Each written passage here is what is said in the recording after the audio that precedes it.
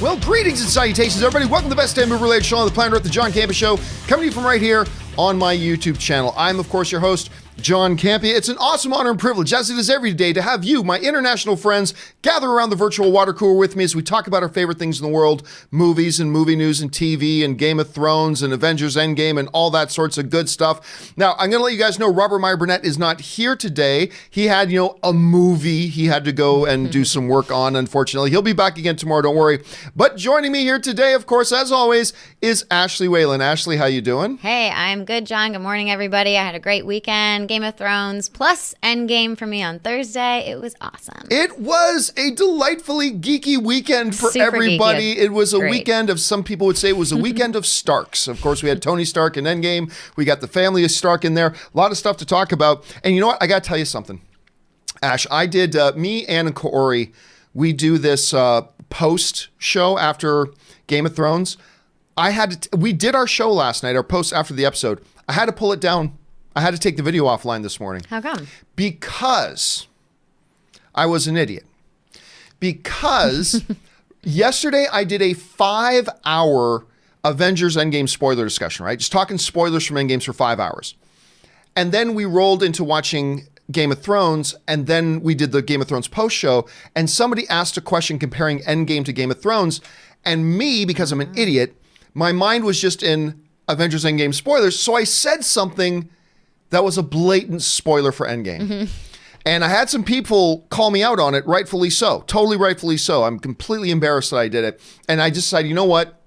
I'm just going to take the video down. So I took the video down. I feel stupid about it, but it is what it is. But listen, guys, we do have a lot of stuff that we need to talk about here today. And we are going to get started with the aforementioned Game of Thrones. Last night, Game of Thrones had the infamous, what everybody's been waiting for, the Battle of Winterfell episode. And we were all excited about it. It was like a 90-minute episode. I got about 10 minutes into the episode last night. And I sent out a message on social media. And I said, so far, this Game of Thrones episode sounds amazing. It's too bad I can't see a damn thing. And I was expecting a lot of backlash on that. I thought people were going to go, oh, stop complaining. But to my surprise, my social media messages started getting tons of replies of, right? And people saying, like, I've got my TV brightness turned up to 100%, I blah, blah, this, that, and the other thing. And every time, then I hop online this morning and like Variety, Washington Post, Hollywood Reporter, all writing stories about how there were a lot of people pretty upset about just how dark, not tone, I'm talking literally dark, the episode was, that made it very difficult to see what was going on. Now, I know because of, you had some stuff going on last night, but you didn't get to see the whole episode yet. You got to catch up on. But you did see the first chunk of it. Did you have that same kind of experience? Oh my gosh, yeah. I'm so glad I didn't see that you tweeted that out, because I was on the edge of my seat, and then I realized I was like half on the edge of my seat because it was gripping, and then half because I couldn't see anything. I was literally like trying to see what's going on. I was like, what? Who is that? Is he dead now? Like, I couldn't figure out anything. But yeah, I won't spoil anything about what happened. But yeah, it was very dark. Too dark. Way too dark. It was way too dark. And it was a combination not only of it being too dark, but then unfortunately they employed some other, let's say, not tactics, but techniques that don't lend themselves well. Like a lot of very quick cut editing, a lot of super close up with quick cut editing combined with darkness. It made it kind of challenging, which is really odd because this is the same crew that did the Battle of the Bastards, which is the best of all time. Great. So, yeah. Beautifully shot, beautifully Incredible. edited. Now, I'm going to say this. The episode was fantastic. At the end of the day, the episode was fantastic. And at some point, it got a lot easier and better to see things as it went on. But there were a lot of people complaining about that last night. And I was just happy to see that I wasn't one of them. And it detracted a little bit from my overall enjoyment of the thing. Just a little bit. Didn't ruin the episode for me or anything like that. I still had a great time with it. And it was a great episode. I'm not going to say how it ended, but oh my God, that ending. Don't say it. Now, I won't say it. I know you haven't seen the final thing yet. I'll withhold. But listen, guys, did you guys have a chance to watch that Game of Thrones episode last night? Were you like me? Were you like, damn it, I can't see what's going on? Or did you have no problem with it? What was your experience with it? Jump down in the comment section below and let me know your thoughts. All right, guys, with that down and out of the way, let's get things started with our main topics. How do we select our main topics here on the John Campea Show? It's simple. You guys select the main topics by submitting them anytime by going to www.thejohncampeashow.com/contact. Once you get there, you'll see there's a form to fill out. Fill it out, hit submit, and maybe, just maybe, you'll see your topic or question being featured here on The John Campea Show. With that down and out of the way, Ashley, what is our first main topic today? All right, guys. The first one is from Derek Montel. The box office. Dude, I'm just stunned. I didn't think it was possible. No, really, really thought it was possible. Can you put into context here just how historical this is and when you think we're ever likely to see something like this repeated? Thanks. It's okay. Let's go with this. So Avengers Endgame has now set the all-time opening weekend box office record, which most of us assumed it was going to do. Now, a lot of us thought it has a chance of getting to 300. Disney didn't think so. Disney pegged their early estimates at 275. I said 280. Rob said technically I said 279, but I said 280. Rob said 280, which certainly was within reach of 300. Didn't think it was likely would get to 300, but it was possible. It was possible. Oh my God.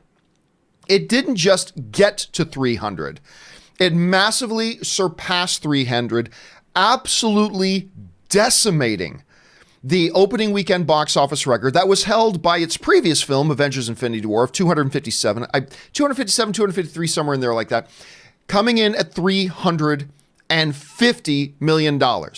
Now, I still feel pretty good. I got within 75%. I missed it by 25%, but whatever. 350, not Disney, not Bob Iger, not Kevin Feige, not the Russo brothers, not Robert Downey Jr., not Chris Evans. Nobody saw 350 million coming, at least not a couple of weeks ago. As the hours pressed on over the weekend, it started looking like it was going to hit some kind of astronomical number, but even Disney didn't think it was going to get this high. And it's just crushing it. Let's put this into context. And here is why I'm going to say we just saw something happen this weekend that we will never see happen again. We'll see the opening weekend box office broken, but we're never going to see what happened this weekend happen again. Let's put this into context here. Avengers Endgame, $350 million. $350 million. Okay? So here's the thing. $350 million breaks the record, but I want you to notice the important thing here. How much it broke the record by. All right? How much it broke the record by. Now, we had Jurassic World, which was the record holder for a while at $208 million. Star Wars The Last Jedi is at $220. Star Wars The Force Awakens broke the Jurassic World record by a bunch at any rate, at $247. Then Infinity War comes out, beats that record by $257, beat it by $10 million. That's a healthy margin, $10 million. But now comes Avengers Endgame that beats it by $93 million. Now, what I mean when I say that we are never going to see this happen again is that I don't think we are ever going to see an opening weekend box office record surpass Endgame by $100 million. You know, when eventually Endgame's records get broke, eventually, whether it's in 3 years, 5 years, 10 years, whatever, it'll be a movie that comes out and makes $355 million or $357 or $361. We're not going to see the next movie that breaks the record come out and make $440 million. This is completely historic. Absolutely and completely historic. Like, we are witnessing something in the realm of box office that we are never going to see again. Not like this, not this type of overwhelming dominance, this type of overwhelming numbers that just completely eclipses the previous record that came before it. Now, I knew it was going to break the record. Most of you guys knew it was going to break the opening weekend record. Most of you did. But by this much? Now, only people who throw out wildly stupid numbers like throwing spaghetti against the wall ever thought 350. This was crazy. It was absolutely nuts. Now, Ashley, I know you had a chance to go and see it. What was the theater, like how crowded, first of all, which theater did you go to?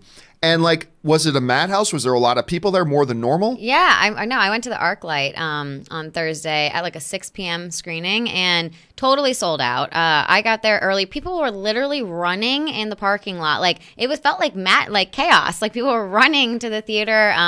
And then we got there and it felt like almost like a premiere. Like people were clapping and yelling and shouting, and they loved when different characters came out, and it was just like it felt more like an event. So it's like a sporting event. Yeah, it felt right? like a sporting event or a premiere. Mm-hmm. And it felt like it too with tailgate. There were some reports of some cities having like tailgate parties going on and all this kind of stuff. It's unlike anything we have ever seen before. And I feel really confident saying it's unlike anything we're ever going to see again. Mm-hmm. We're just not going to see that. Now, certainly there's nothing on the horizon. Now, I thought if you go back a bit, I said, look, the number one box office movie of the year is going to be Endgame. By all likelihood, it's going to be Endgame. But I said, I think there's a chance, just a chance. I think there's a chance it could be Lion King. Yeah, forget that. Forget that. That's no longer on the table. That is simply not on the table. I mean, I thought it was going to be Endgame, but I just thought Lion King would have a chance. Forget that. That's gone. That's absolutely 100% gone. It's crazy how far that's gone. And anyway, guys, listen, I'm sure a lot of you are going to want to talk about this a little bit more as we get into the open discussion questions when you guys send in questions. We're going to get to those in just a little bit. And but right now, we have another topic as far as this whole record-setting Avengers Endgame pace going. Ashley, what's the next topic? Next one is a good continuation. It's from Michael Buchanan. Hi, John. I was reading that Endgame probably had well over 20,000 more screenings than Infinity War did. And there are some people saying that any record it makes now doesn't really count since it's unfair due to having so many more screenings than other films. Do you agree with that? Yeah, so here's the thing. We were talking going into Avengers Endgame that here's the challenges. Here are the obstacles it's going to have to overcome. Number one, the runtime of 3 hours. Variety report, that means so many less screenings, but with extra screens being added, could it compensate for that? And there was all this math and breakdown and all this kind of stuff we did. Now, clearly, the stuff that offset the extra long runtime more than made up for that by miles. But it was a lot. It was a lot of extra screen. First of all, I can't remember how many more theaters were showing it than were showing Infinity War. But the key thing was, as we got into the final 3 and 4 days, more and more theaters started running 24 hours. Now, we saw 24-hour theater runnings of movies with The Force Awakens. We saw 24-hour movie theater runnings with Infinity War. But we started getting more and more as the days were counting down to Endgame launching. More and more theaters were switching over to 24-hour continuous running of the things, to the point that some people were reporting anywhere between 10,000 to 20,000 extra screenings. Not extra theaters, extra screenings, which is ridiculous and phenomenal. Now, some people are trying to suggest, and I get where they're coming from, some people are trying to suggest that any record now that Avengers Endgame sets for its opening weekend should have an asterisk beside it. It should not really count because they had so many extra screenings than the other movies had. Therefore, that's not fair. Therefore, that shouldn't count. And I'll say this. In principle, I could see where you're coming from on that, but it's nonsense. And here's why it's nonsense. This is why the record absolutely counts. This is why you do not need to put an asterisk beside it, is because of this. The demand for the movie necessitated the adding of the extra screenings. Because so many people were flocking and wanted to go see this movie, that's why the extra screenings were added. Like, to say that you have to put an asterisk beside it, that's to suggest that, well, if Infinity War had those X number of extra screenings, it would have had the exact same many people go. And that's a misnomer. You can't claim that. That's a theory. That's only a theory at best. The fact of the matter is, it was the audience demand that made the theaters go to extra screenings. It's the same thing like this, Ashley. Some people will often ask me about Avatar, right? Mm-hmm. They'll say, well, Avatar's all-time record shouldn't really count because it was in theaters way longer than most movies. To which I will then say, it was in theaters because people kept going. Yeah, it's supply and demand. Exactly. It's supply and demand. People kept going to these movies, and that's why it stayed in theaters. So, yeah, you don't put an asterisk beside Avatar. You don't put an asterisk beside Titanic or any stuff. it was a response to the demand. And the same thing, I believe, applies to this weekend with Avengers Endgame. Did it have more screenings than any other film in history? Yes, but there's a reason for that. It's not like it just came and filled a void.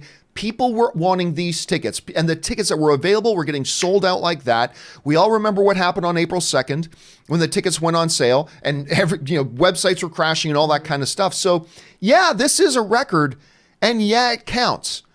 Did it have more screenings than any other film in history? Yeah.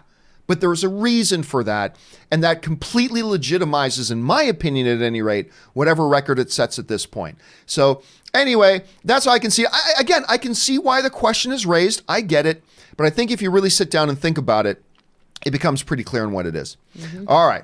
What is our next main topic today? Next one up is from Cody Carroll. Hey, John and Rob, or Ashley. Endgame is being shown in Tulsa at the drive-in. Would you be able to sit in your car for 3 hours, or do you feel the drive-in is outdated? I enjoy drive-ins because they do double features, but nothing is better than a room full of AC and a recliner. Side note, The Outsiders was filmed there. Well, look, I don't know about any of you guys, but I love the drive-in. I absolutely love the drive-in. But I'm also, it's unfortunate because I'm somebody who sits here and says, I love the drive-in. It's been 8 years, 9 years since I've been to a drive-in. Like, I know where I grew up. Actually, I don't know if you had the same experience. Where I grew up in Hamilton, Ontario, we had the Starlight Drive-In, and like there was a drive-in there. Did you have a drive-in in your hometown when you were growing up? Not really. I grew up outside Philly. I remember we would have to drive kind of far to get to one, but it wasn't. We all love the notion of a drive-in, but we weren't really going. Yeah, and that's the thing. I believe there are drive-ins in the LA area, but I've never been to one here. So it's funny. I talk about how much I really love the drive-in experience, but I just don't go, and that's a lot of people, and that's why in record numbers over the past number of years, drive-ins have been closing down. And it's a much more rare experience these days than ever before. There is something great, though, in particular if you have a comfortable car. There's something great about pulling in, leaning your seat back. You've got your own sound system in there. You can have food spread out all over the place. You can put your feet up on your dashboard. You can do whatever you want, and you're with the people in kind of you're in a communal environment with 1,000 other cars, but you also have privacy because you're in your own car, right? And to me, that's pretty damn cool. I've really always enjoyed that. I've told this story before. I'll tell it again. My last experience at the drive-in, and this isn't why I haven't gone back. It's just saying what it is. Last experience at the drive-in, if you guys have been watching me for a long time, you may have heard me tell the story a few years ago, but there's a pickup truck over there, and one of our buddies, because me, a couple of friends, we were like in a big minivan. We had like 6 of us go, us and a couple of dates and everything.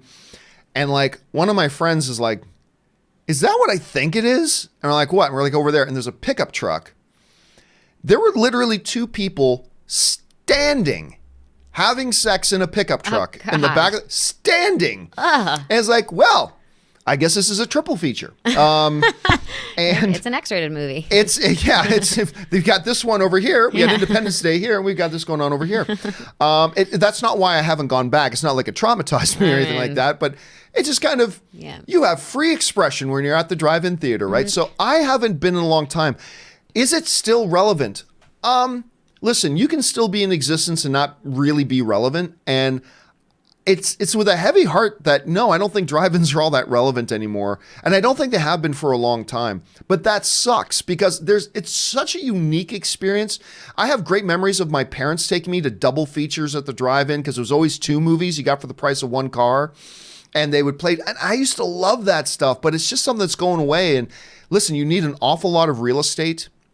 You need a lot of land just to show one screen because you got to be able to fit in cars. And so it's not very cost effective. There's not a lot around. But guys, I'm just saying, I hope that if you got a drive-in movie theater around you, I hope you support it. Yeah. Because it's a disappearing thing. I don't like it for new movies, I think. Like, I like being in a theater, like they were saying, like in air conditioning and a seat for a new thing and experiencing that with a group of people. But if it's an old nostalgic movie, that's when it's fun. And that's when I like to go to like Rooftop Cinema Club here in LA. Oh, I love that. Yeah, it's so fun. Or like the Hollywood Cemetery movies. And you see like Pretty in Pink or Top Gun or something like that. But for like Endgame, I would want to be in the theater, definitely. Yeah, oh yeah. I mean, and that's the thing too. You're competing against this increasing sightseeing experience at the movie theater. So now we got motorized leather recliners. We've got food service being brought right to you. We've got these new advanced digital screens. We've got new advanced surround sound. It's tough to beat. All right, let's move on to the fourth topic today. What's next? All right, this one is from Dove Movie Reviews. Hi, John. Love your reviews. Just curious to know what are your thoughts on the Swamp Thing official trailer and our first look at the Swamp Thing creature. Thanks. Keep up the amazing work. Yeah, DC, so far right now, the new DC streaming service is batting 500 with me. They've got 2 big original series that are already out. Number 1 is Titans, which I thought was okay. But they do shoot in my hometown of Hamilton, Ontario, Canada. So good on you. But it's all right. I thought it was okay. It's not bad. It's just, all right. Doom Patrol, on the other hand, I am loving Doom Patrol. You guys got me turned on to Doom Patrol, and I have been loving this show. So right now, they're batting about 500 with me. One of the shows that I've really been looking forward to them doing, though, is this Swamp Thing. And I said for a while, I'm not even going to get this DC streaming service until Swamp Thing goes on the air. But then you guys talked me into it with Doom Patrol, and I'm glad that I did. I'll tell you what, the first spot that dropped a couple of days ago for Swamp Thing was not what I was expecting, like at all. I expected more of maybe an R-rated kind of fun, a little bit goofy. They'd play with the Swamp Thing a little bit. They didn't do that. They went straight horror. This first trailer spot looked straight up horror film. And I got to tell you, there's very little words spoken in it. It's just a lot of imagery. It's a minute long. And I'll tell you what, if we're asking the question, did Swamp Thing's trailer get us on board? I'll tell you, it got me on board. It really did. It was not what I was expecting.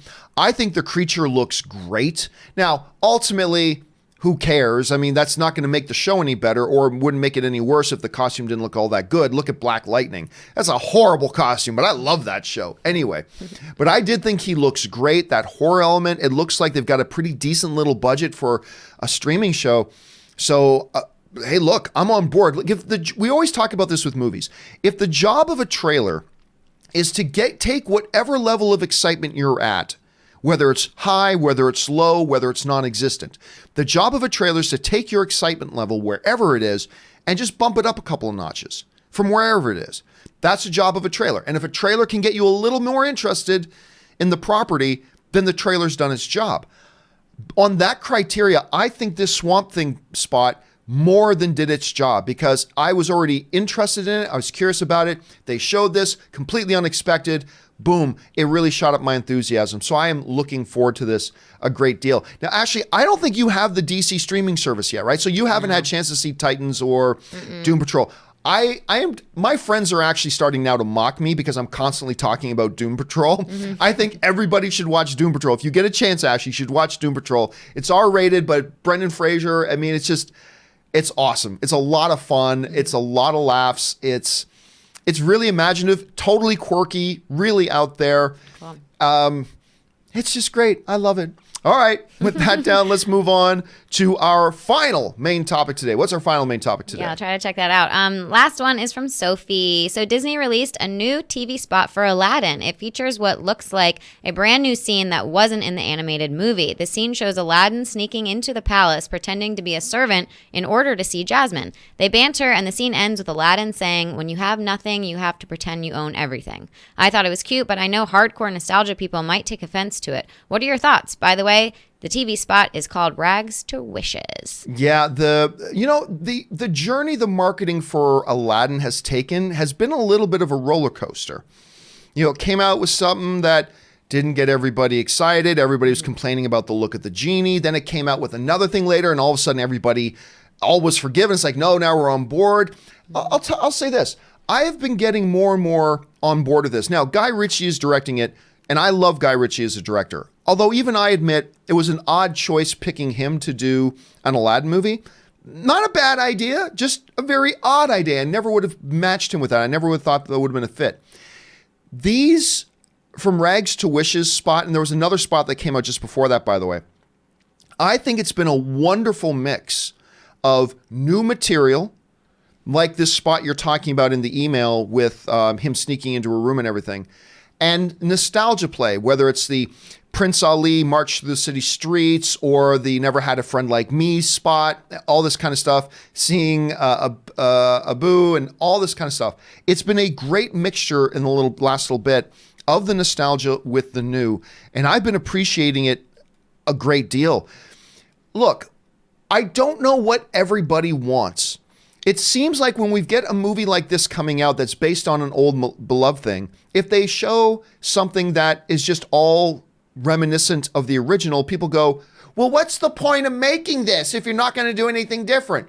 And then the moment they show something different is like, that's not what that's supposed to be. It's like there's a no-win situation. To me, I think the answer lies in the middle. You need to mix up the nostalgia with the familiar. That's what it looks like Lion King is doing. That's what it looks like what Aladdin is doing. And I think they're doing a really good job of it. Now, this movie is not going to, I don't believe Aladdin's going to be $1 billion film. Maybe it will be. Hopefully it comes out, has a huge opening, and maybe we are talking about it being $1 billion film. That's possible, but I don't kind of sense that sort of enthusiasm for it right now. Maybe you guys do, and we'll see as we get closer to the release date. But I'll tell you what, I'm looking forward to it. I've gotten more and more on board with the marketing. Actually, you've had a chance to look at the marketing, and you've seen a bunch of the trailers for this. As a film goer, where's this movie sitting with you right now, honestly? I feel like, if I'm comparing it to something like Lion King, then Lion King is definitely going to be ahead of it to me. Right. But I'll see it. I mean, I grew up with Aladdin, and I feel like there's definitely a draw for me to see it and what they do. And I like what you're saying. Like, I like how it is a combination of things because I almost respect it more that it's not just like the exact same film. Yes. Not anyone, but most people can maybe make a film that's just like as a copy, but it's more impressive to me if it's a copy with a little a little originality in it. A little of its own DNA in there along the way. And I think that's what they're doing with Aladdin, so let's see how that all turns out. All right, guys, listen. That's it for our main topics today. We're going to go over to our live questions here in just a minute. A bunch of you guys have already been firing in a bunch of live questions. But before we get to that, there are a bunch of other things going on in the world of movies and movie news and television and entertainment and all that kind of stuff that we don't have time to make main topics. But we want to make sure you're caught up to date with all the stuff that's going on. Fact checker Jonathan now would like to present to you today's movie news feed. Check it out.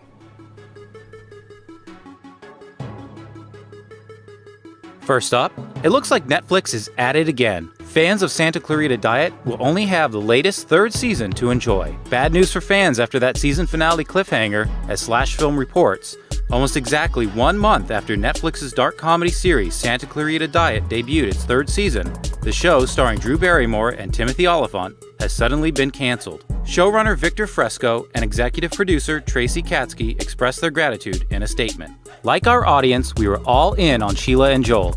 Their relationship in the face of incredible adversity was inspiring to write and to watch. Mostly they were funny, which in a comedy is important. Working with Drew and Tim, along with the immensely talented Liv and Skylar, was a joy and a once-in-a-lifetime experience. Netflix took a chance on this odd show, and for that, we will always be grateful.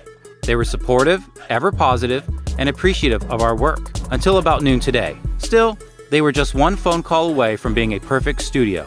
Not bad, everything ends. This was a thing, and so it ended.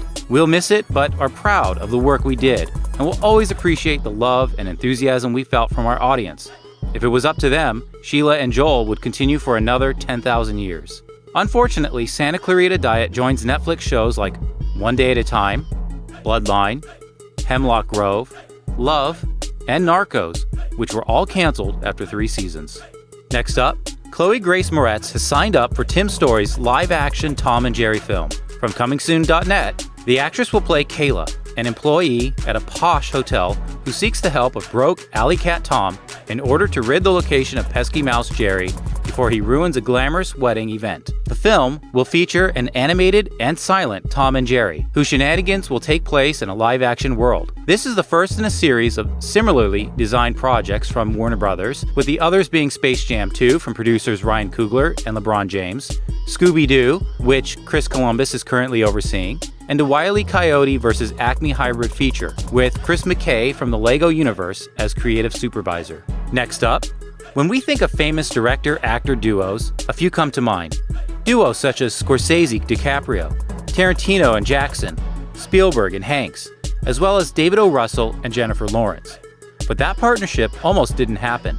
From Variety, Speaking at the Tribeca Film Festival Saturday night for its director's series, Russell revealed that Lawrence was the last person cast in both their first movie together, Silver Linings Playbook, and their second, American Hustle. For Silver Linings, Russell said, "We thought you were too young, and there were other actresses in the front of the line who were close to getting the role."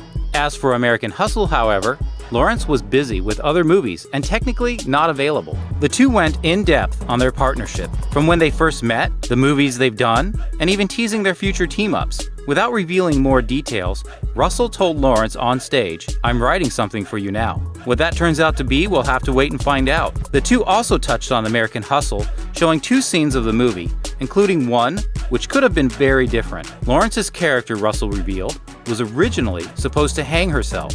However, he later decided that Lawrence's character, Rosalind, couldn't end her plot that way because she's too alive. She's too much fun.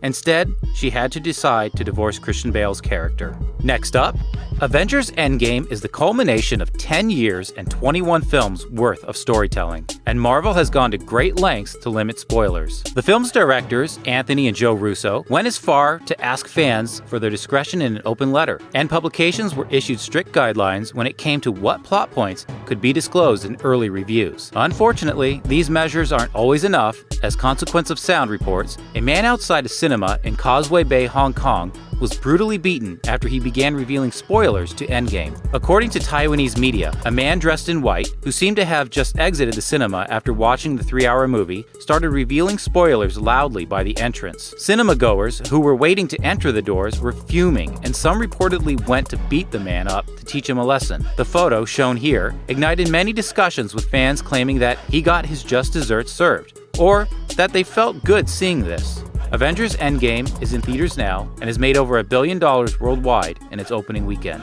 And finally, speaking of Avengers Endgame and its directors, the success of their latest MCU installment has driven fans to question when their next outing with Marvel will be. According to CinemaBlend, the Russo brothers proved their ability to juggle massive casts with Captain America: Civil War, and their two Avengers movies have been universally acclaimed. So, could they end up working on another MCU installment in the future? Probably not. As Anthony Russo recently said, "It's our endgame, at least for now.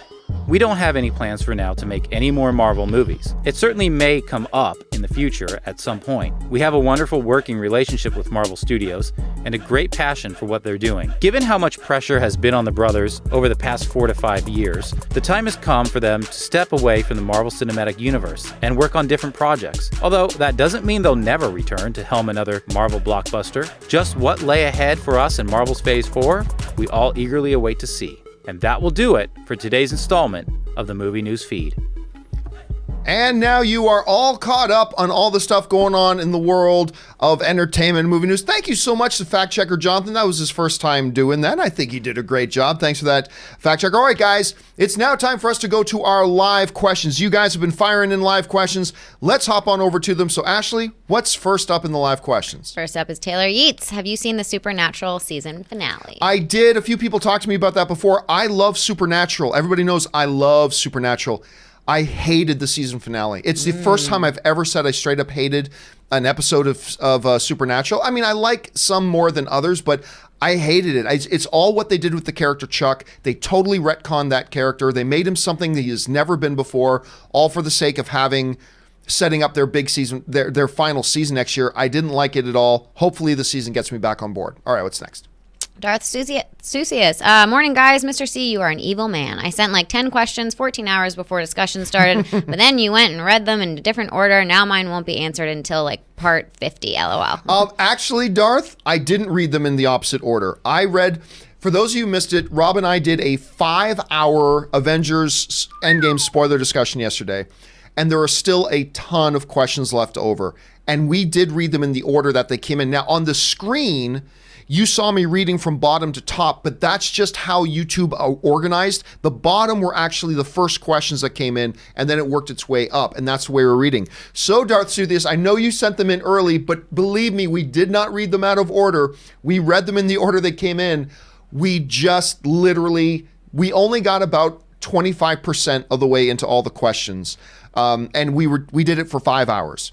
So we have a lot to go, but believe me, we didn't do them out of order. We did them in order, and we are going to get around to all the ones that got sent in. I'm going to be working on that today. Rob's going to be working on it separately. He and I are both going to be making companion videos for the Avengers Endgame spoiler discussion. That's coming. Oh, and by the way, I should throw this in here too.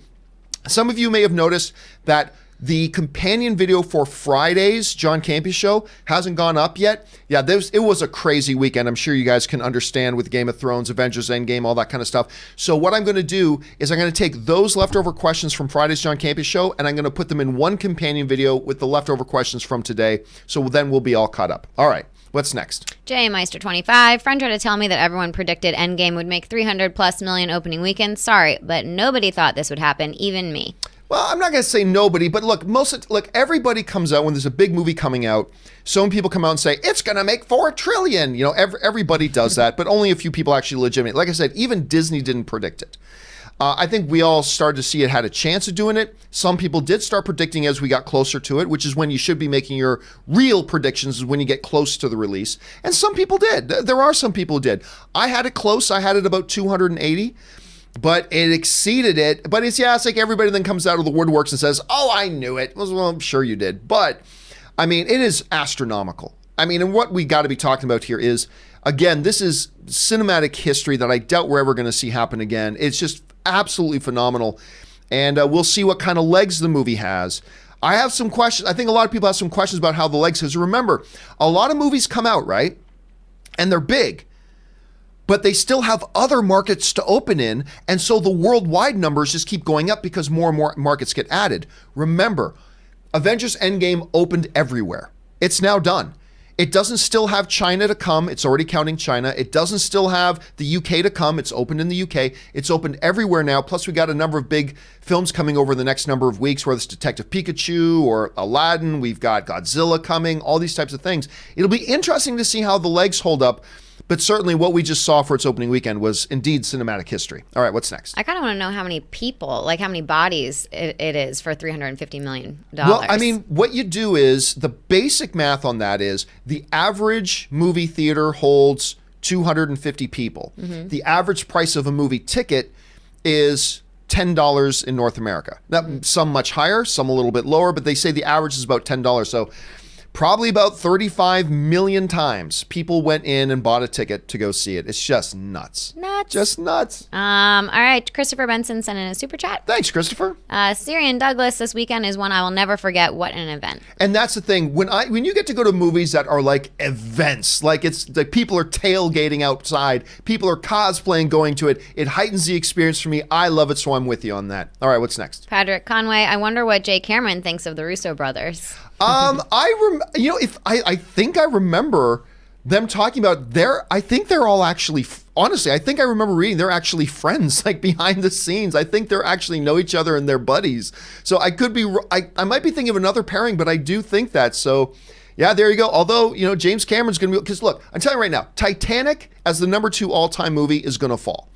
Avengers Endgame is going to get that number 2 spot. The question is, will it get the number 1 spot from Avatar at $2.7 billion? Does Avengers Endgame have the type of legs to go do that? Don't know, but James Cameron's keeping an eye on that. All right, what's next? Luis Blanco, over under 14,605 companion videos for Endgame spoilers. We literally have about 15 hours worth to do. Like literally, because we all want to talk Endgame. We got a lot of Endgame talk coming, but I will take the under 14,605. I feel pretty safe about that. All right, what's next? Taki75, Silvestri's music.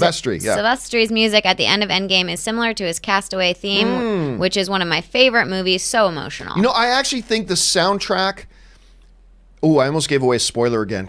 God, yesterday I did a 5-hour spoiler video. My brain is still tuned into doing spoilers. Sorry about that, guy. But I think I like the score of this. This is my second favorite score out of any MCU film. My favorite score is out of Black Panther.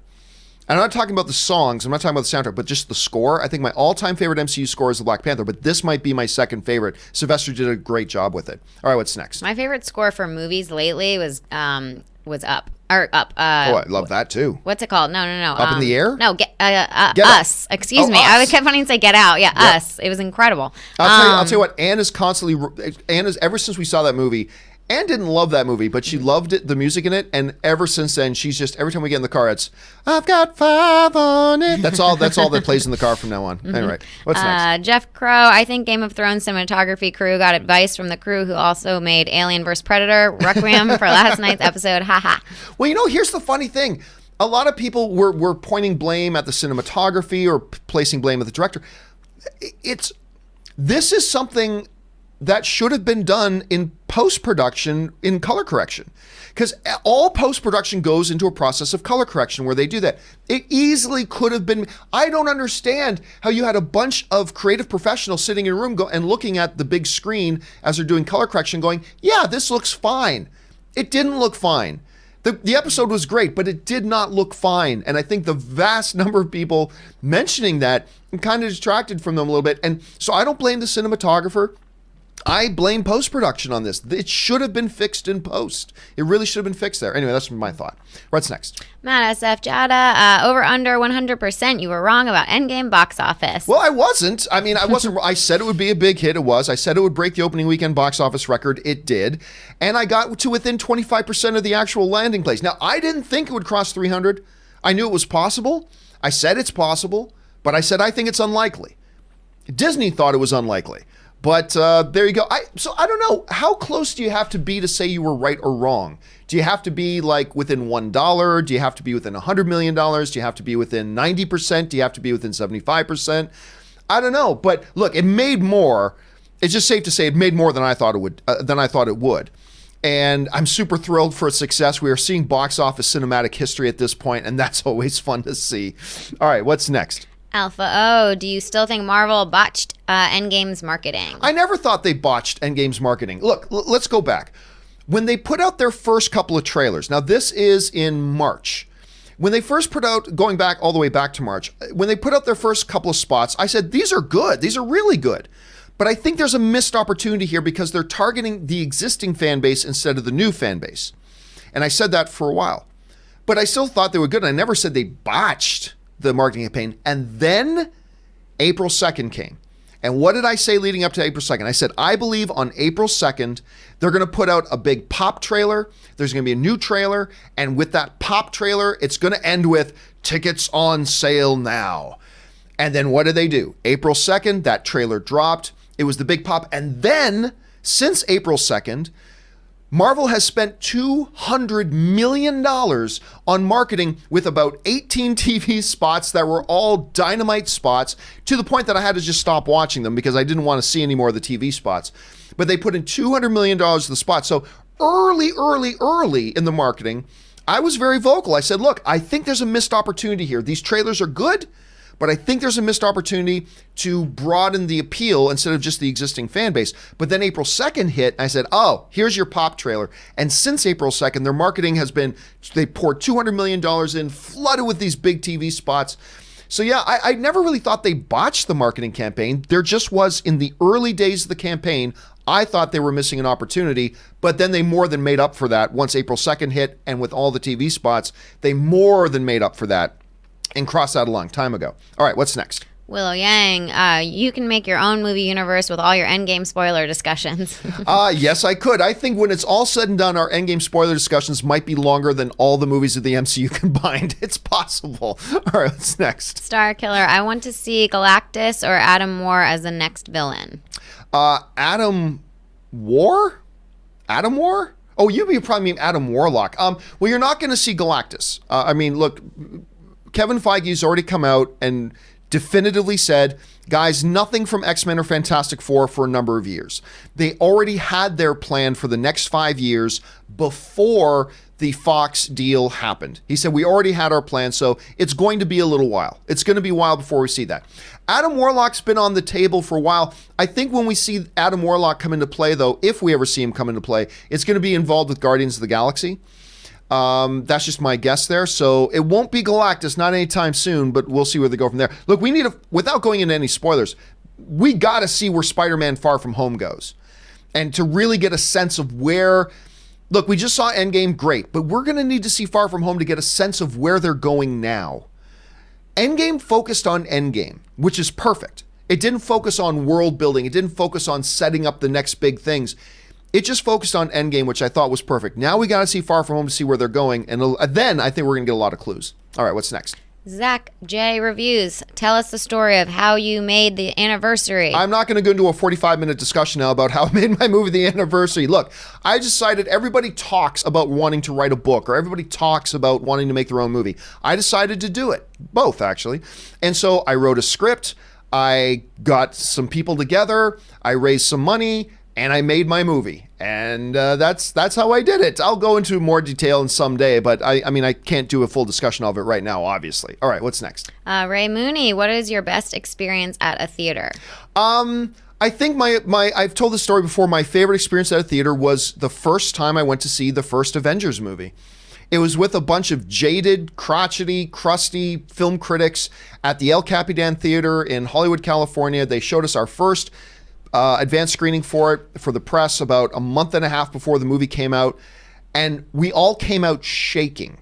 Like, we were all like, what did we just watch? Like, it was, we were all kind of spoiled now. We've had 22 MCU movies, we got DCEU movies, we got all this stuff, but when we came out of the first Avengers movie, it changed everything.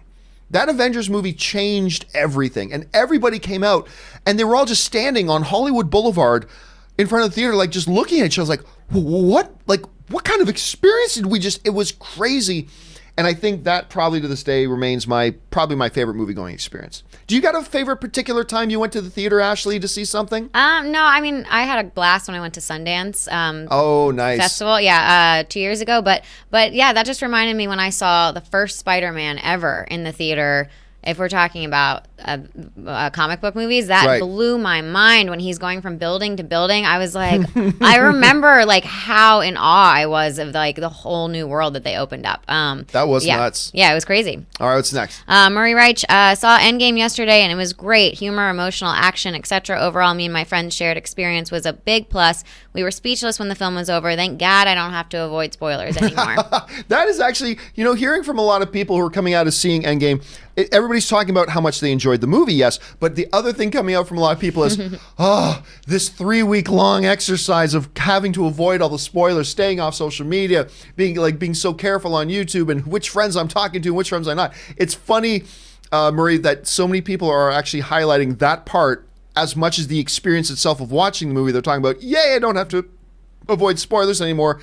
That was a huge part of it too. So I'm glad you guys saw it. I'm glad you had such a great experience, and I'm glad now that, like the Knights on the Wall, your watch is now over. You don't have to worry about avoiding the spoilers anymore. All right, what's next? Raven 415 2001. Hi, gang. Let's talk about cry time. Whew. So what movie made you cry the most? My answer is easily The Green Mile. I was sobbing in the theater.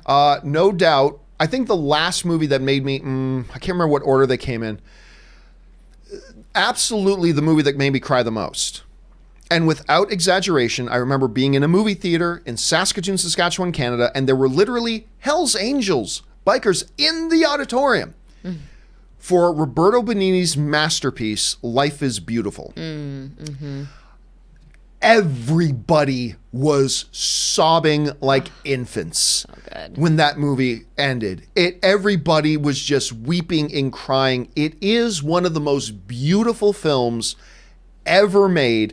That is both inspiring and uplifting and funny and tragically sad all at the same time. I'm from your reaction, I'm guessing, Ashley, you've had a chance to see Life is Beautiful? Yeah, it's incredible. Sobbing, sob stories, cry time all the way. All over the place. I remember mine, if I'm not talking about in a theater, like growing up, Legends of the Fall, like killed me. Like over and over and over. You're like, this poor guy, just like sobbing to that movie. And Braveheart. Oh my God. Braveheart got me so good. Yeah. But for me, it's going to be Life is Beautiful. Yeah. All right. What's next? Christopher Benson. I didn't see Endgame until 8 p.m. last night, so I missed out on the spoiler discussion. That sucks. But the last hour of the film was absolutely nuts. Hey, listen, I've been saying for a while, like, look, I think the first couple of acts of Endgame are a mixed bag. Some really great highs, but also problematic. Somewhere down the middle. The first two acts are kind of mediocre to me, whatever. Great parts, weak parts, whatever. But the last hour, I have said this since I saw it, is simply the greatest single hour in the history of the comic book movie genre. It is nutty. And I love it, and it's just bonkers. And it's crazy how many people have been writing to me saying, I thought you might have been exaggerating about that last hour. It lives up to the hype, and it totally does. It's absolutely crazy, and I'm glad you had a chance to see it, Christopher. All right, what's next? Murray Reich, I got lots of compliments from people regarding my Quantum Realm hoodie. They Nice. even asked me where I got it online. You can get one on Prime for cheap. One guy had both the hoodie and pants, so I told him, damn. Yeah, so I've been, for those of you who follow me on social media, I've had mine for a while now. I wore it to the premiere. I've wore it to each screening that I've gone to. You know what? Here's what I'm going to do. I'm going to give away my Avengers Endgame hoodie. My Quantum Realm hoodie. I'm going to give it away. We're going to have a giveaway this week sometime. It's the hoodie that was worn to the world premiere of Avengers Endgame. And it even has just a tiny little barbecue sauce stain because I was eating wings before going into the theater. Just a tiny little barbecue stain. But I'm going to give that hoodie away to you guys. I'll figure out what type of contest we're going to do and how we're going to do the giveaway for it. But that's going to happen this week. Keep your eyes open for it. And yeah, Marie, I was a little bit tempted to get the full bodysuit. But I'm glad I'm glad I didn't. I'm very happy with the jacket and the way it turned out. But I basically got it to wear it for my review, to wear it to the screenings, and now it's done. So I'll probably be giving away now. But I just couldn't do the bodysuit. But I think it would be pretty cool seeing other people who did. All right, what's next? Darth Southius, I'm in security, so I wear a security vest. I saw Endgame before work and almost forgot to take off my bright-ass yellow vest until I was in the cinema, LOL. I had to go back to the car, and I was already late. That's fine. Well, hey, listen, good on you, though, Darth, for being so considerate of other people, knowing that your vest would probably end up being a bit of a distraction. But yeah, look, you get into work mode, and you just kind of lose yourself a little bit. Again, I did it last night. I got into this mode of doing 5 hours of spoiler discussion for Avengers Endgame, and then I transitioned into doing Game of Thrones, and as soon as somebody asked an Avengers comparison to Game of Thrones question, my stupid mouth let out a spoiler. And it was only one, but still I felt terrible about it. But it's true, you get in work mode, it's like, yeah, this is what I wear, and you totally become oblivious to it, walk right in. It's like some people who walk out the door to go to work without pants. I mean, it happens, we get in a certain frame of mind, and then there we go. At least you caught yourself, Darth. All right, what's next? Patrick Conway, so WandaVision will have a 1950s feel. Interesting. I don't know much about, I've heard that, but I haven't read up into that. I am dying for this show, though. I'm dying for this. Love Scarlet Witch, love Vision. It's going to be interesting to see where they go with that. All right, what's next? Darth, do you think you will be doing a where do we go from here speculation theory video on Phase 4 after Far From Home? Absolutely. We might even do one before, but I hesitate to do one before because, again, I think Far From Home is going to be the movie that really does give us a sense of where the whole MCU is going to go now as we get into Phase 4. So it'll probably be after, but there's a chance we'll do it before, but we'll wait and see. All right, what's next? Dario JL, Endgame was spoiled 3 times for me, but in some odd way, I totally forgot about it when I went to my Saturday screening. Anyhow, teary eyes, man. You know, the funny thing is there's so much that goes on in the movie that even if you went in knowing some spoilers, you probably forget one or two of them, which is great. I mean, that's wonderful. But, you know, when I told some people who did get spoiled a couple of times, I said this. I said, look, there's a lot of surprises in this movie. And you may have heard a couple of spoilers, maybe even big ones, but don't think for a second that means you're not going to have a lot of good gasps and surprises along the way. You are. And I've been hearing from a lot of people saying, yeah, I had this part spoiled and this part spoiled, but I was still totally shocked by so much other stuff that happened. So even if you went in a little bit spoiled, hopefully you forgot about them, but even if you didn't, there was other big surprises along the way to make up for it, so at least that's good. All right, what's next? Jeff Mullins, would Endgame be Endgame if Feige still had his old boss? His old boss? Yeah, Perlmutter. I think so. Look, the MCU was already on track, even under Perlmutter. This is back when Kevin Feige's direct boss was Perlmutter. A couple years ago, they had a reorganization, and now Kevin Feige reports directly to Alan Horn, who is the High Lord Supreme of all movie stuff when it comes to Disney, and Alan Horn's only boss is Bob Iger, who is the High Grand Exalted Emperor of all things Disney. So when they made that shift, they gave Feige a little bit more freedom. But hey, it's not like the MCU sucked before the change. Like, they were able to work. Would Endgame still working out to be Endgame? You know what? It probably would have been a little bit different. Actually, Infinity War probably would have worked out to be a little bit different because Perlmutter's got a certain approach that I don't know he would have approved of certain things. So it probably worked out for the better. I don't know that for sure, but I'm just going to take a guess. I think it probably worked out for the better. All right, what's next? Murray Reich tried to get to see it the second time in any recliner seating AMC in New York, and all showtimes were sold out except for wheelchair only. Only showtimes they had were that effing 3D. Empire 25, by the way, had 75 showtimes Sunday. Dude, I can so relate because I had almost the exact same experience. I remember I had seen the movie twice before opening day. So opening day came, and me and some friends had tickets for Thursday night at 10 p.m. at the AMC 6 here in Burbank. But a couple of days before it, I thought, you know what? Maybe I'll see if there's a single seat somewhere that I can sneak off and watch it again at like 6 p.m. before joining my friends for a 10 p.m. show. Nothing doing. Nothing doing. The only things that I found that were available were the wheelchair accessible seats. Those were the only ones that were available. Not a single solitary seat other than that. And that's when on the show the other day, and actually I don't know if you think this would be a good idea or not, I think what they should do with these wheelchair, because fortunately now in a lot of these movie theaters, they've added more and more wheelchair accessible seats, which I think is fantastic.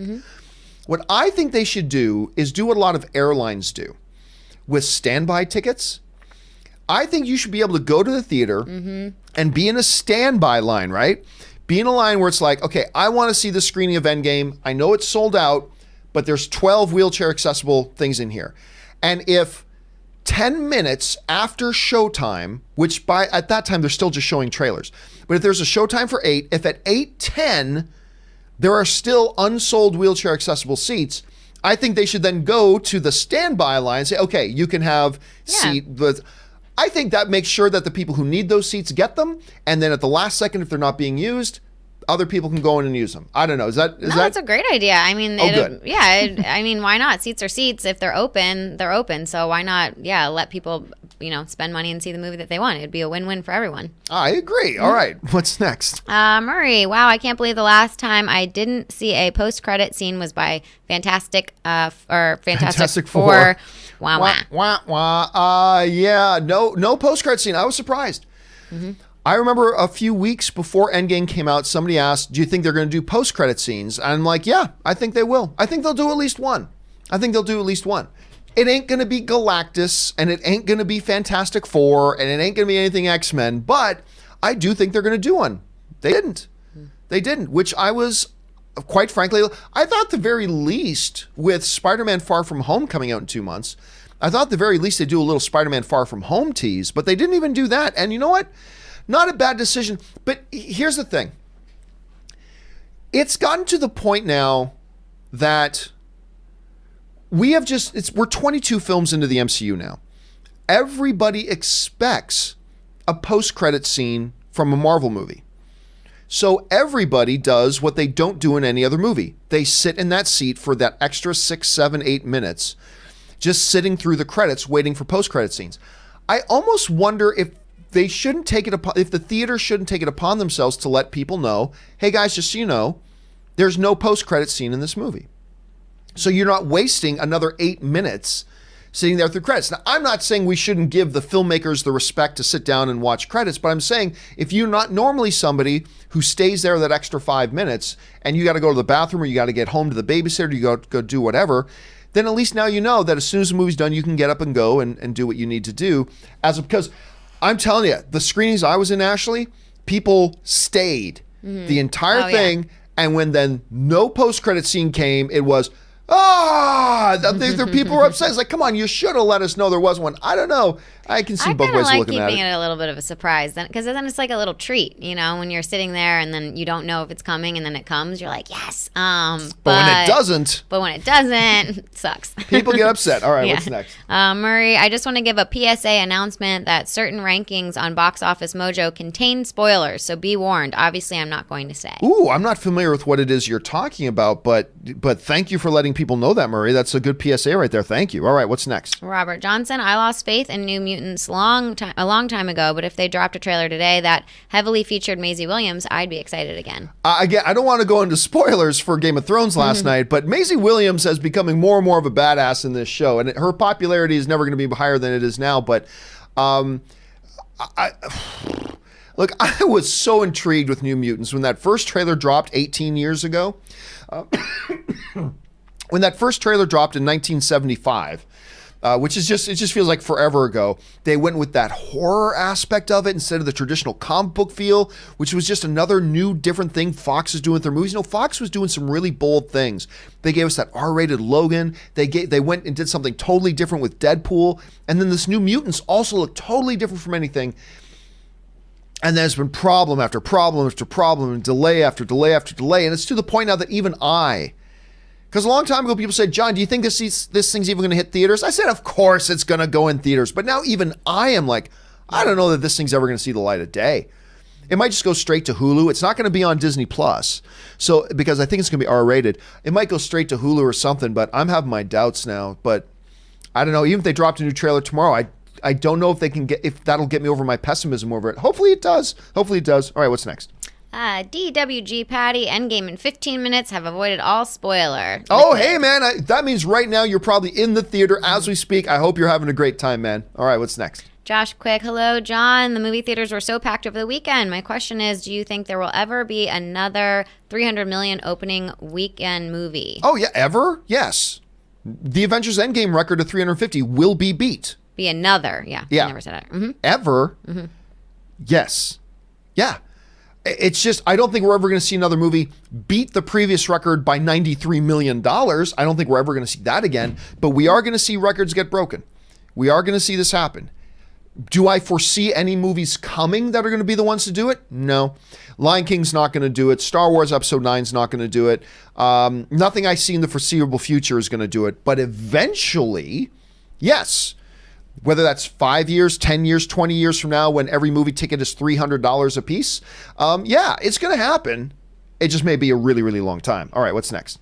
Toshi took advantage of a close friend who's the owner at a theater and got a private screening of just the two of us. Using my sickness worked. Bad boy I am. Hey, man, if you got dealt the cards you got dealt, my friend, why not take it to your advantage? Definitely. And you know what, Dashi, that reminds me, I got really lucky where you mentioned the a few minutes ago, Ash, the first Spider-Man thing, right?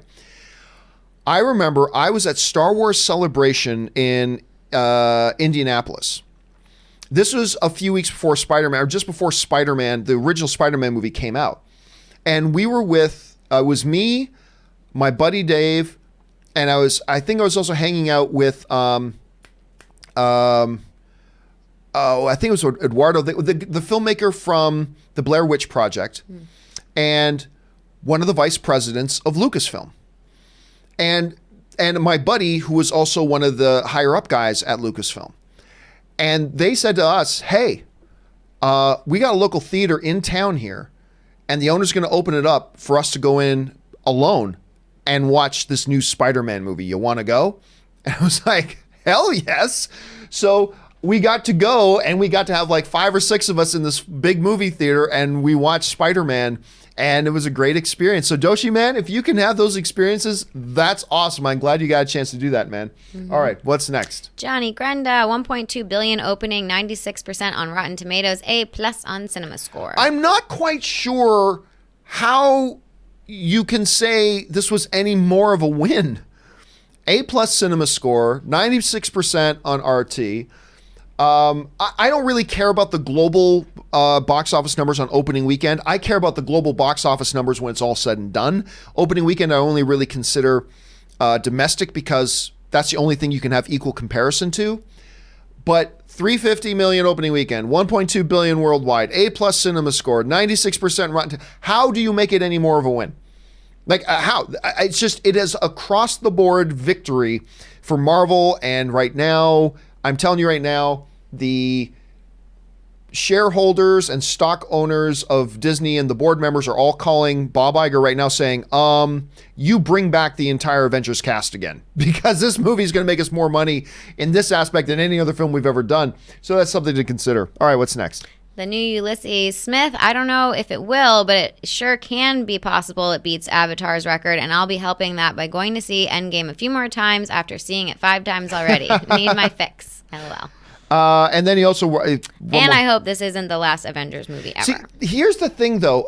I am in the same place with its overall global box office to where I was with this opening weekend. It's possible that it could catch Avatar. It's possible. It does have some challenges to overcome, though. Number one is this. I've already seen the movie 4 times. I'm not going to see it 4 more times, at least not in theaters. I probably got 1 or 2 more screenings left in me going, because it's a 3-hour movie. I mean, it's a big time commitment. I've seen it 4 times already. I think there's a lot of people like you, man, who've seen it multiple times. You're not going to see it as many times now moving forward. Plus, the big competition is coming. Plus, everybody's seen it now. It's very front-loaded. Robert Meyer Burnett brought up a great statistic the other day that showed, because I've been talking for a while, that there are 2 big trends in movie-going. Number one, there is a bigger increased emphasis on opening weekend. More people go to see movies they're interested in opening weekend now instead of waiting a week or 2. But number 2 is the exponentially growing trend of people buying their tickets online in advance using movie ticketing services. Robert pointed out that 62% of Endgame's opening weekend tickets were bought online in advance. Wow. That is a record number. What kind of legs will it have? That's going to be the determining factor here. It's obviously off to a huge start, but don't expect it to have that pace. The pace is going to drop. The question is, will it drop slow enough that it can get to that 2.7 billion? I think it's going to cross Titanic easily. It's going to beat 2.1 by Titanic easily. We're just going to see how much closer it can actually get. We'll find out. We'll find out soon enough. We're going to really know after Pikachu opens. Because next weekend, Avengers Endgame is going to have another huge weekend. There's nothing major opening against it. But the following weekend, Pikachu opens. That's the first kind of semi-stiff competition. And then, guys, we hate being semi-stiff. But it's going to have its first semi-stiff competition. And we'll see how it reacts then. And that's when we're going to get a good idea about. I think the weekend the Pikachu opens, we will have a really clear idea if Endgame is going to catch, not Titanic, but Avatar. That's when we're going to really know. All right, let's find out. What's next? Johnny Grenda, my favorite act of the 3 was Act 2, the time heist. It's funny. A lot of people I talked to, that was their least favorite. But hey, there it is. I can't go into any details. I don't want to give any spoilers away. But to me, a lot of people, it's their least favorite. To me, obviously, it's the final act. That's me anyway. All right, what's next? The new Ulysses. I wish it was possible to get an early digital or Blu-ray release of movies. Even though it's in theaters, I would pay double to do that. But I know that's not possible because theaters would hurt from it. Theaters would hurt from it, and theaters would then tell a studio that wanted to do that, that's fine. We're just not going to put your movie in our theaters then. How's that? There was this idea about 8 years ago, maybe 6 years ago. There was this idea for you could sign up for this streaming service, and you had to have a specific player that had tons of locks in it. But you would buy this player, and then new release movies you could watch at home for $50. I think that was the price point. $50, and you can watch it at home. That didn't go anywhere. They couldn't. Obviously, the movie theater chains were like, if you do that, we're not going to play your movies in our theaters, and that's where you make all of your money. And so, obviously, they backed off of that. And I'm glad they don't, because nothing beats the movie-going experience. Look, I got a great TV, and I got a great sound system. Nothing beats being in a movie theater with people jumping out of fear, jumping out of excitement, laughing together, crying together, whatever it is, the music, nothing beats it. Nothing comes close. And I don't ever want anything to happen that hurts the movie-going experience. That's just me, but again, they would have a really hard time getting something like that by. All right, what's next? The new Ulysses Smith. I want a Rocket Raccoon series. He's too cool. It'd be expensive, though, but I love Rocket Raccoon. I thought, this is no spoiler, Rocket was great in this movie, and I'd be down. I'd watch it. If Disney Plus announced that they were going to do a Rocket series, I'd totally be down to watch that, absolutely. All right, what's next? Dill Pickle. Saw it 4 times this past weekend. Never cried in a movie before, but did in this one. It was truly amazing. Oh, and IMAX is pretty awesome for this one. Oh, I have no doubt IMAX is awesome for this one. I got to see it on an AMC Dolby Prime. That's the experience, my friends. I never cried in Endgame, but I had what I would call strained neck. You know what strained neck is, right? I've told you guys before. It's like so I never got to weeping like I did in my best friend's wedding or I did in Life is Beautiful. But there are definitely a couple. And the things that get me aren't like sad parts, Ashley. It's not like the part that, oh, that part's sad. Oh, I'll cry. No, it's like when something epic happens, and I just get so emotional that I get the strained neck. Like that looks like I'm going to the bathroom, but like it's there. But you had some tears watching Endgame? Yeah, of course. Oh my God, it was super emotional. I'm not going to say anything more than that, but yeah, I definitely was just like Rob was saying on the show the other day, he's like, am I actually crying right now? Like, just like, I was like, is everybody else? Like, I was trying to hide it, but yeah, totally emotional. All right, what's next? The new Ulysses, John, do you think it's any way possible for Kevin Feige would move away from focusing on the Avengers and put X-Men as the focus in MCU years from now on? I don't know why it would be an either or. Look, when you were talking about an MCU that's putting out 3 and they might move to 4 movies a year. I don't see any reason why it has to be an either and. It could be either or. It can be a both and. Now they're years away from doing X-Men. By the way, I don't think Kevin Feige is still at the MCU in 3 years. I think Kevin Feige is now, I've done it. I've done everything I can do here. I've accomplished, there's nothing left for me to accomplish. I've done it all. So now I'll get the MCU set up to continue on succeeding, and then I'm going to split and take on a new challenge. Maybe that'll be Star Wars. Maybe he'll take on Star Wars. Maybe it'll be DC. Maybe it'll be something else. I don't know. But I don't think he's still going to be there 3 years from now. But as far as whether the emphasis is X-Men or Avengers, I don't see why it has to be an either or. I think it can be a both and. All right, what's next? Terrell Wise, will Endgame be the fastest to $2 billion? I don't see there's any question to that. I don't see how there's any question about it.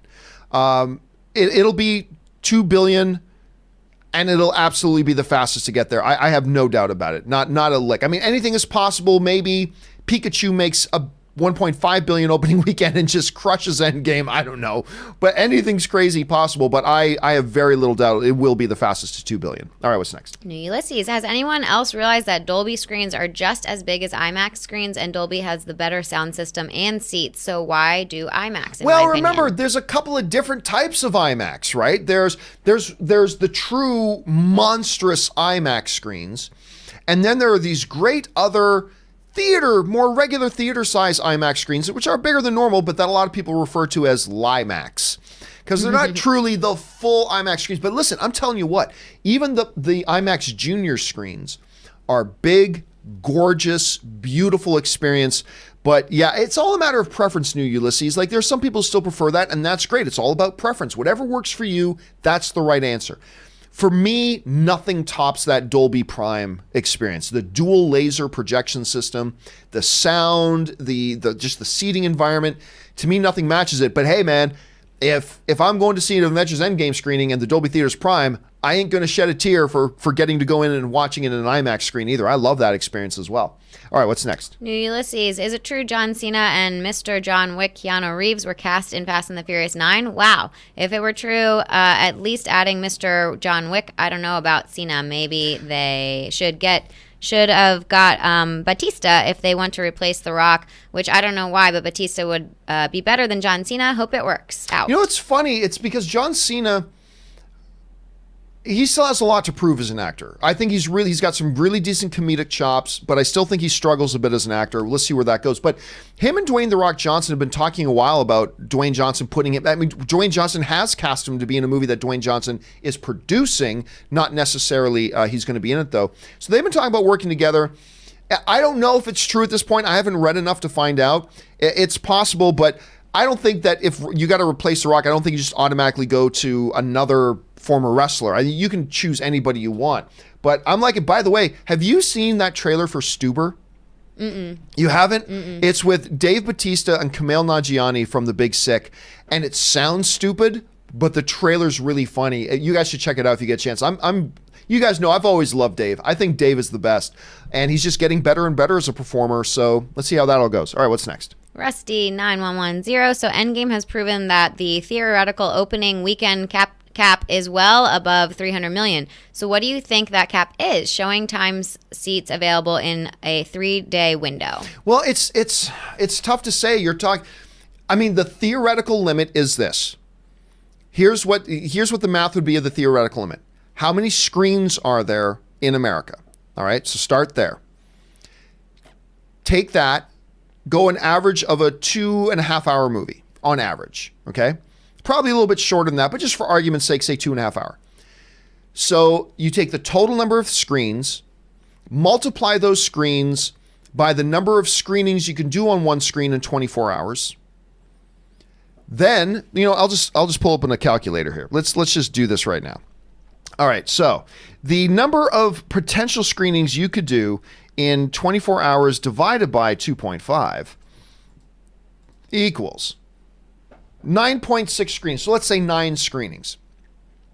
Take the total number of screens, multiply that by 9 for if it was running 24 hours, multiply that by 10, the average cost of a movie ticket in America, and there is your theoretical limit. So let's say right now, for argument's sake, I don't know how many screens are in America. Let's, for argument's sake, say 7,000 screens. I think it's probably more than that, but just for a number right now. So we'll go 7 times 9 times 10, the theoretical. I did not do that right. Let me try that again. So 7,000 theaters times 10 screenings equals 70,000 screenings. All right. So I must be doing that. What am I doing wrong here? Oh yeah, then you got times that by 3. Now you got 210,000 potential screenings in a day. In each screen, you have the average in North America of 250 seats. So we'll multiply that by 250. Now you multiply that by 10 for $10 per ticket. And what you end up with is a theoretical limit of $525 million. So, and again, that's a flawed number because I'm starting with a 7,000 screens. I don't know exactly how many screens there are. There's probably more than that. But for argument, you go 7,000 screens multiplied by 9 screenings per day, multiplied by 250 seats per screen, multiplied by 3 days for the weekend, multiplied by 10 for the amount of the average movie ticket cost. The theoretical limit, if you follow that through, and this is probably flawed, the theoretical limit is right now is $525 million. Right now, that is the theoretical limit, in theory. There's a lot of ridiculous things that have to happen for that. No other movie, no screen in America has to show any other movie. That every screen that is showing it has to run 24 hours a day. So there's a lot of things but I guess you could say the theoretical limit is 525 million. So there you go. We need to get this man a erase board. I should have a little board up behind here, something like that, to do this out. Math with John Campea. All right, what's next? Anthony R. sending this super chat for Doshi. We hope that everything goes well for him. The trolls in the chat board who wish him ill need to be removed. Well, there's idiots all over the place, so ignore those ridiculous morons. But anyway, thank you for that, Anthony. I appreciate you sending that in, man. All right, what's next?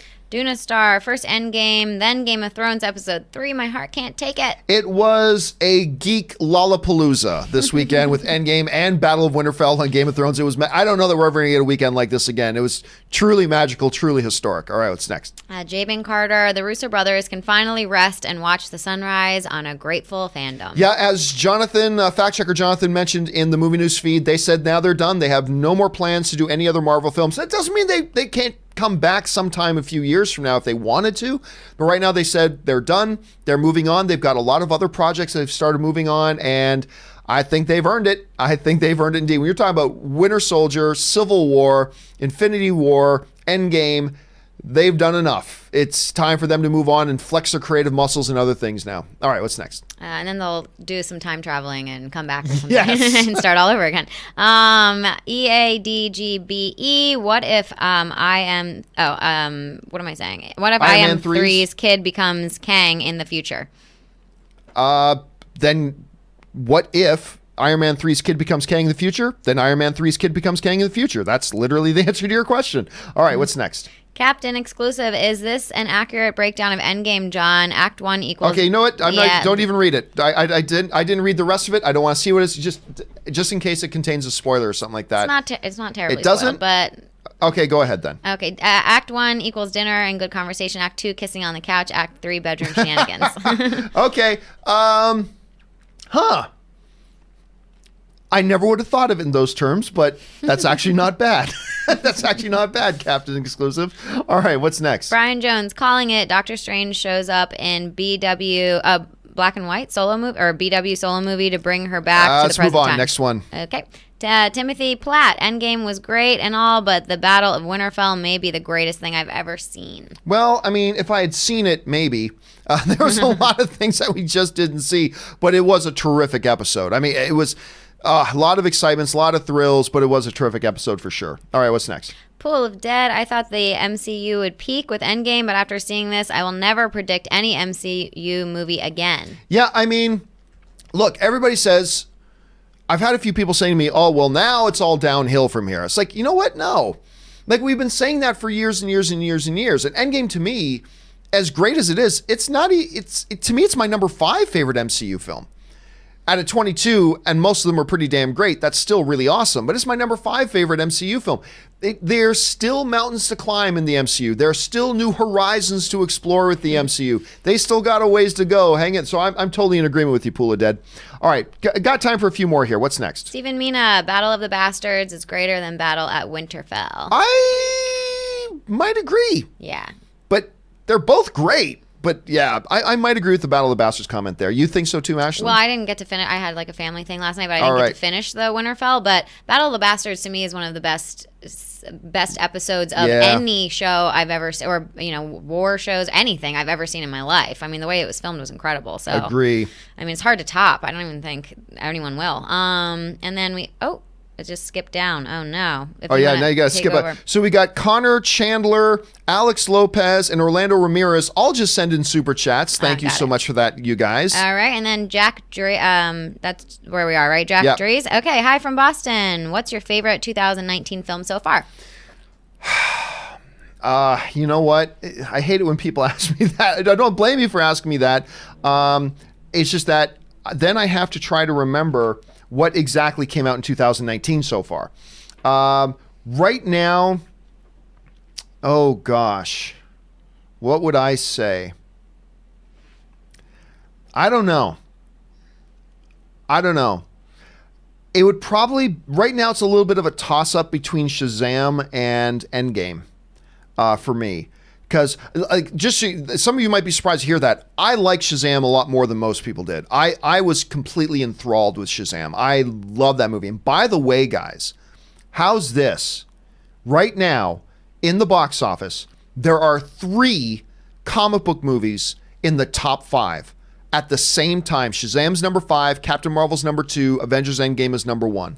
Wrap your heads around that. That is crazy. I still remember me and John Schnepp going, oh my God, we're getting 3 comic book movies this year. I remember when me and Schnepp had that conversation years ago. Now it's like we've got 3 comic book movies in the top 5. There are 4 comic book movies in theaters right now. Hellboy, Shazam, Captain Marvel, and Endgame. It is a crazy, crazy time to be alive. I would have to go through all the films just to remember which ones were this year and which ones were late 2018. So I don't really know for sure right now. Okay, what's next? Vault of the Future. I think Avatar is pretty much attainable now. Never thought I'd say that, but 1.2 billion in 5 days, that's just stupid. Right, but don't make the mistake of thinking, well, that means it's going to make another 1 billion in the next 5 days. That's not true. Let's see what kind of drop-off it has. Attainable? Yes, but don't think for a second it's a foregone conclusion. It can do it. I think. But just be careful. Everybody, it opened in every market on the same weekend.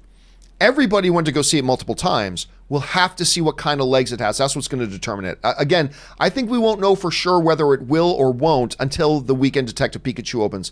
That'll tell us. Do you think it's got a chance there, Ashley? I got distracted because the next one's a spoiler. That's what I was going to Okay, well then we will skip over it. That was Jordan's question? Yes. Okay, let's go on to Ryan then. Okay, Ryan Loner. On my post, no one can kill the Night King. The faceless men kept calling Arya no one, so that prophecy is fulfilled. Well, we can't talk about that, so let's move on. I didn't see that was spoiler. All right, Graham Vowell. I want to think that Endgame actually has a shot for Best Picture, but the realist in me knows better, unfortunately. I don't know. I honestly don't know if I think it should get a Best Picture nomination. But there's a couple other things. Look, it's April. All the big best movies are a long ways off still. So it's going to be about how does it compare to these other films. Like anybody who says, Endgame deserves an Oscar nomination for Best Picture. Well, you can't say that because you haven't seen all the other films that are coming out. Like I can't say that. Nobody can say that at this point. So I don't know. And now, again, it's difficult for me because I thought Infinity War was better, and Infinity War didn't get a Best Picture nomination.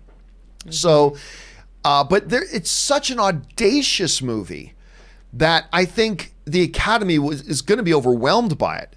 So, I don't know. We'll see. We'll have to wait and see. I think it's got a chance. Hey, look, in a world where Black Panther got a Best Picture nomination, it's possible it could happen. But again, it's way too early to even speculate about that. Because for all you know, you might not even think that Endgame deserves a Best Picture nomination by the time you see all the other Best Picture contenders that come out, right? So let's just pump the brakes on that a little bit and wait to see how that all turns out. All right, let's do 2 more questions here. Next 2 are spoilers. Okay, let's go here.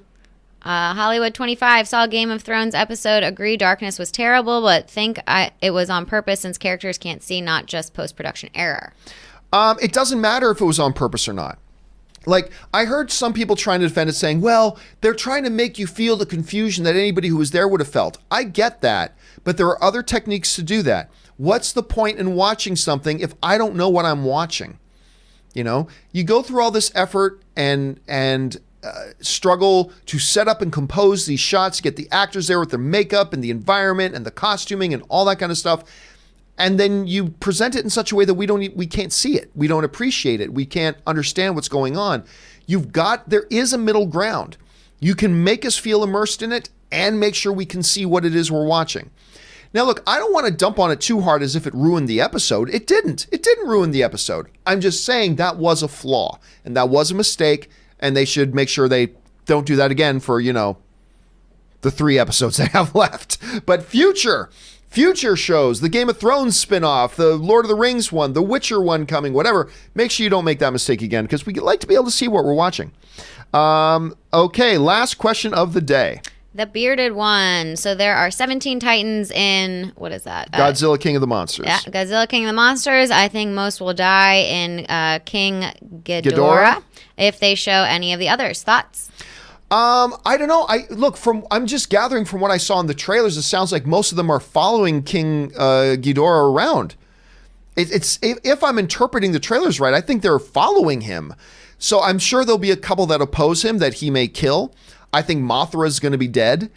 That's the only one I can really think of. But it sounds like most of them are following him around until they get Godzilla to go and challenge him. Now, again, I haven't seen the movie. I'm just gathering all that from the trailers.